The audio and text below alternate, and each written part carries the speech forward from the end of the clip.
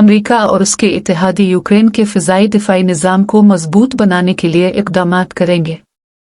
अमेरिकी सदर ने मज़ीद कहा कि वो इस हफ्ते यूक्राइनी रहनुमा व्लादिमीर ज़ेलेंस्की से मुलाकात करेंगे। अमेरिकी सदर जो बाइडन ने व्हाइट हाउस की प्रेस सर्विस की तरफ से जारी करदा एक बयान में कहा कि वाशिंगटन और उसके इत्तेहादी यूक्रेन की फ़िज़ाई दिफ़ाई सलाहियतों को मजबूत बनाने के लिए नए इक़दामात करने का इरादा रखते हैं। अमेरिकी सदर के बकौल ये अहम है कि दुनिया यूक्रेन के साथ खड़ी रहे।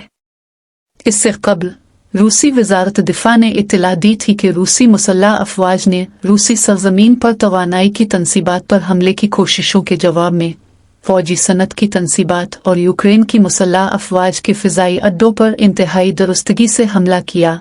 इस हमले के अहदाफ थे हासिल किया। वज़ारत ने नोट किया कि रूस की जानिब से शहरी अहदाफ पर मुबैना तौर पर जानबूझकर मिसाइल हमले के बारे में यूक्राइनी हुक्काम के बयानात हकीकत से मुताबिकत नहीं रखते।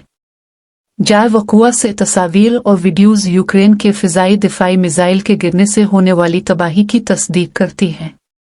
वज़ारत दिफ़ा ने नोट किया कि कैफ हुकूमत के इसी तरह के पुरस्रार हमले कई सालों से और हर बार नेटो से अपने सरपरस्तों की अगली मीटिंग सरबराह इजलास के मौका पर होते रहे हैं। जैसा कि अक़वाम मुत्तहिदा में रूसी फेडरेशन के पहले नायब मुस्तकिल नुमाइंदे दिमित्री पोलियानस्की ने कहा, यूक्रेन पर आलमी तंजीम की सलामती काउंसिल का इजलास मंगल को मुनक़िद होगा।